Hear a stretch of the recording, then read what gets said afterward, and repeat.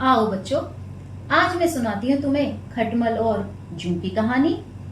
तो कहानी शुरू करें। एक राजा के शयन कक्ष में भोली नाम की जू ने डेरा डाल रखा था। वह राजा के भव्य पलंग पर बिछाने वाली चादर के एक कोने में छिपी रहती थी। रोज रात को जब राजा सो जाता तो वह चुपके से बाहर निकलती और राजा का खून चूसकर फिर अपने स्थान पर जा छिपती।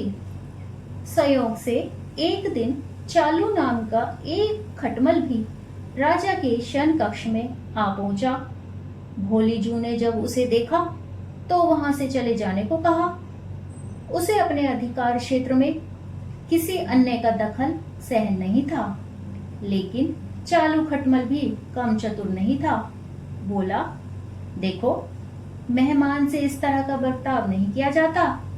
मैं आज रात तुम्हारा मेहमान हूँ। जू खटमल की चिकनी चुपड़ी बातों में आ गई और उसे शरण देते हुए बोली, ठीक है, तुम रात भर यहाँ रुक सकते हो, लेकिन राजा को काटोगे नहीं उसका खून चूसने के लिए। खटमल बोला, लेकिन मैं तुम्हारा मेहमान हूँ, मुझे कुछ तो दोगी खाने के लिए, और राजा के खून से बढ़िया भोजन और क्या हो सकता है। ठीक है, जू बोली, तुम चुपचाप राजा का खून चूस लेना, लेकिन उसे पीड़ा का आभास नहीं होना चाहिए।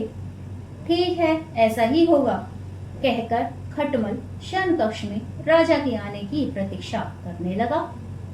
रात होने पर राजा वहां आया और बिस्तर पकड़कर सो गया। उसे देखकर खटमल सब कुछ भूलकर राजा को काटने लगा खून चूसने के लिए। ऐसा स्वादिष्ट खून उसने पहली बार चखा था। लालचवश वह राजा को जोर जोर से काटकर उसका खून चूसने लगा। इससे राजा के शरीर में तेज खुजली होने लगी और उसकी नींद उचट गई। उसने क्रोध में भरकर अपने सेवकों से खटमल को ढूंढकर मारने को कहा। यह सुनकर चतुर खटमल तो पलंग के पाए के नीचे छिप गया, लेकिन चादर के कोने पर बैठी जू राजा के सेवकों की नजर में आ गई और उन्होंने उसे पकड़कर मार डाला। तो बच्चों, इस कहानी से तुम्हें क्या शिक्षा मिली? बच्चों, इस कहानी से हमें यह शिक्षा मिलती है कि हमें अनजान व्यक्तियों पर कभी विश्वास नहीं करना चाहिए।